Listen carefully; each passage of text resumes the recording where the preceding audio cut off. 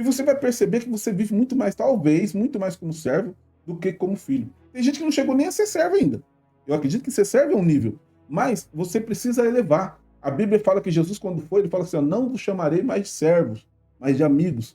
Por quê? Porque os servos não sabem tudo que o seu Senhor faz. Os amigos, sim.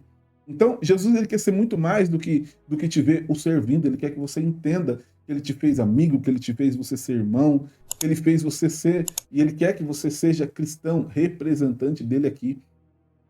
A herança é sua por um direito conseguido por Jesus na cruz, mas o acesso depende do tempo determinado pelo Pai. E esse tempo é um tempo do quê? É um tempo da ativação, né, do quê? Da maturidade. Não pela ansiedade. E muitas vezes nós queremos ter acesso àquilo que Jesus prometeu para nós pela ansiedade, pelo tempo. E olha que não estou falando do tempo cronológico, porque nós estamos falando sobre maturidade. Por quê? Por que é um tempo determinado pelo pai? Você vai ver que, na época, existia um tempo mais ou menos determinado, que era de 16 a 26 anos, aproximadamente, né, que o pai declarava se o filho era ou não maduro, ou maduro o suficiente para poder tomar posse de algumas coisas, para poder ter acesso a algumas coisas. Então, era o pai que determinava quando o filho... É diferente de hoje, nos dias de hoje, né, que nós falamos aqui no Brasil, 18 anos é o tempo da maturidade, né? Fez 18 anos, ele é maior, ele já é obrigado já a obedecer algumas regras, ele já é responsável pela sua vida.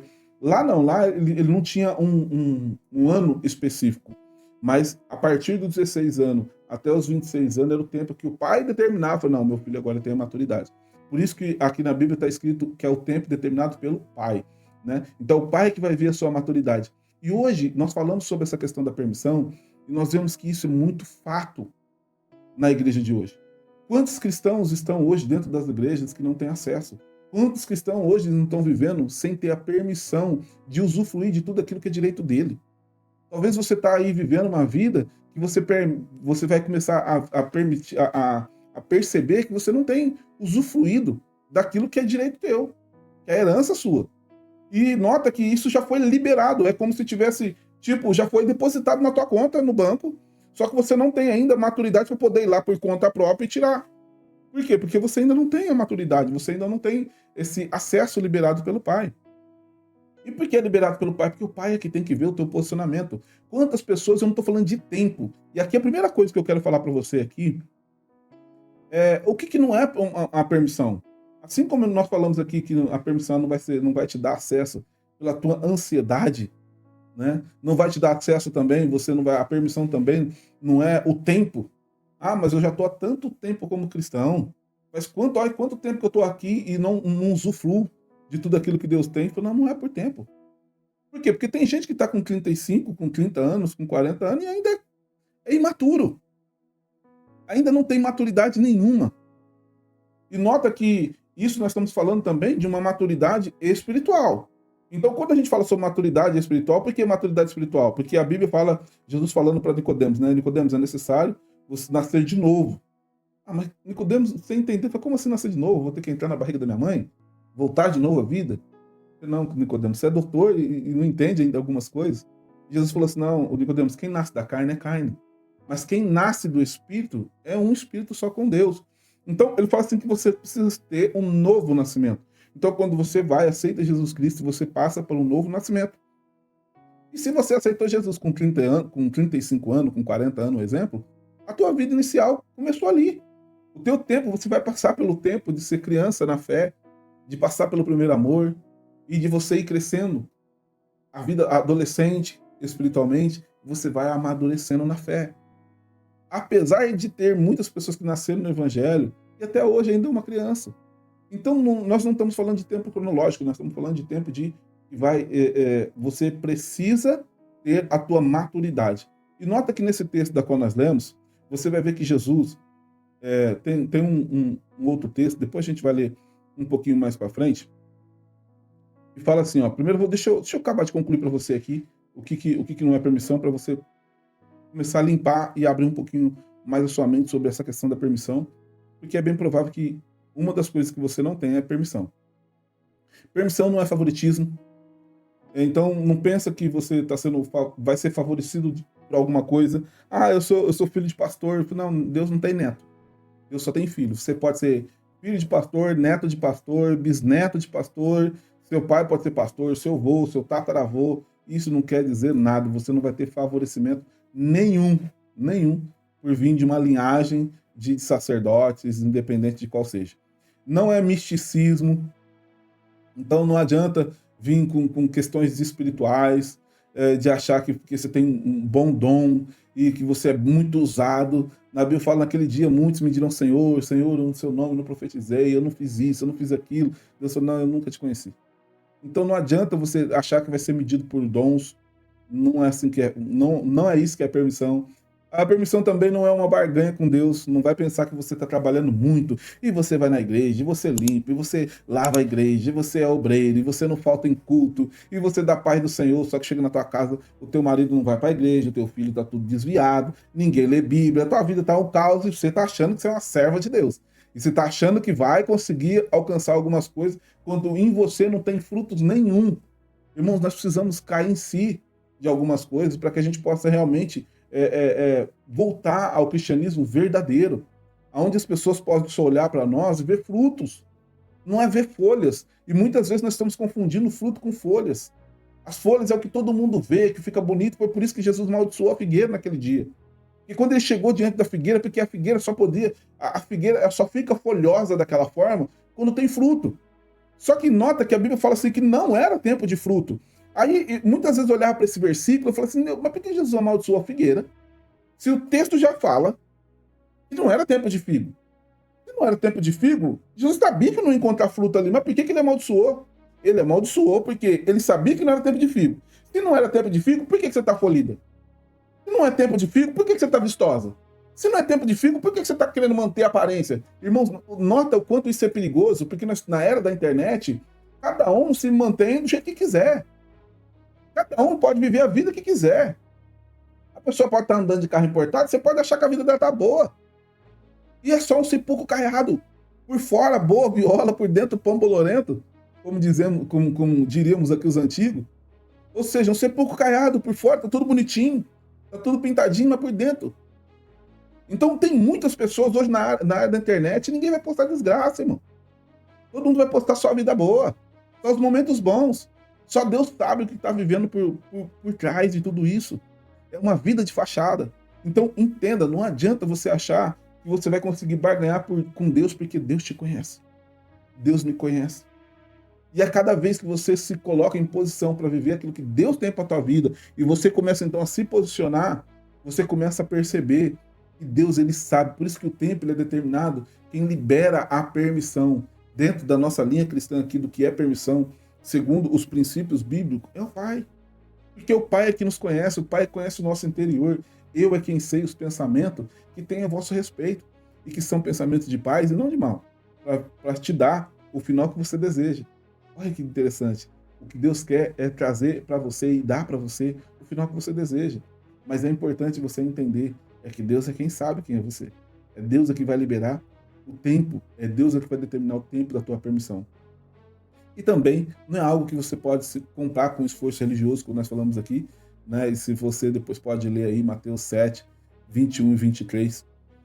Agora, o que é então a permissão segundo a Bíblia, Edvaldo?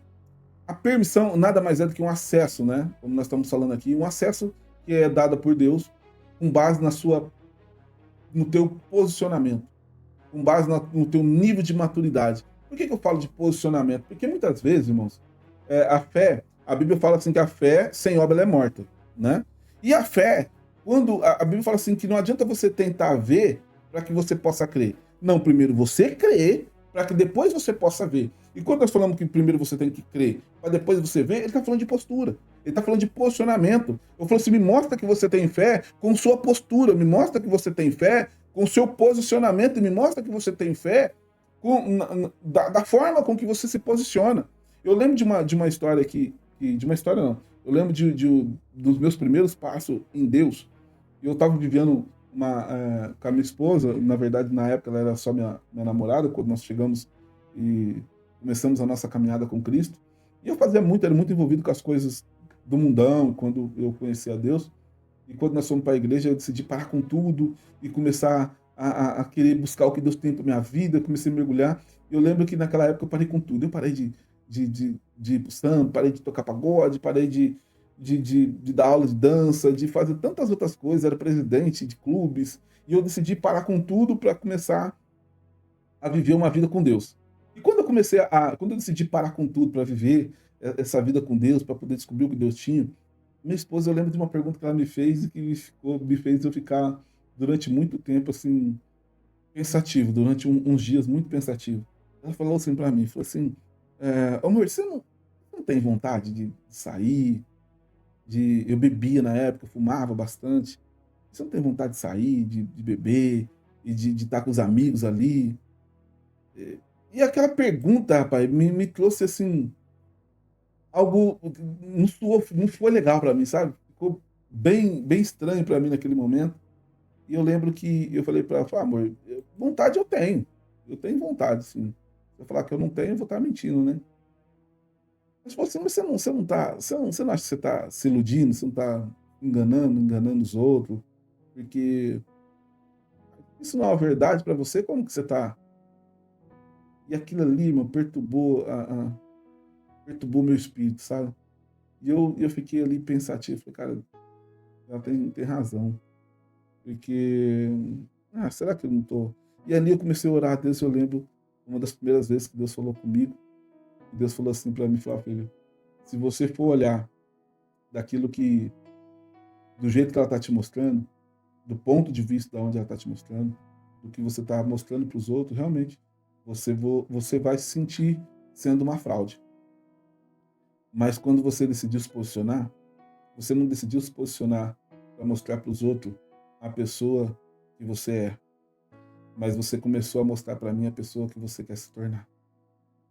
Irmãos, aquilo para mim, eu entrei assim, eu chorei tanto, e eu não conseguia chorar, eu nunca fui de chorar. No mundo eu tinha sempre muita dificuldade de chorar. E quando eu encontrei Jesus na minha vida, eu me tornei um homem chorão. Eu lembro naquela época, quando Deus me respondeu isso, nossa, eu chorei tanto, falei: "Deus, é verdade", porque em todo momento, quando eu comecei a minha transformação, eu não queria viver aquilo que eu queria buscar o que Deus tinha para minha vida. Então, todo o posicionamento que eu estava tomando a partir daquele momento era para me tornar aquilo que eu acreditava que Deus queria para mim.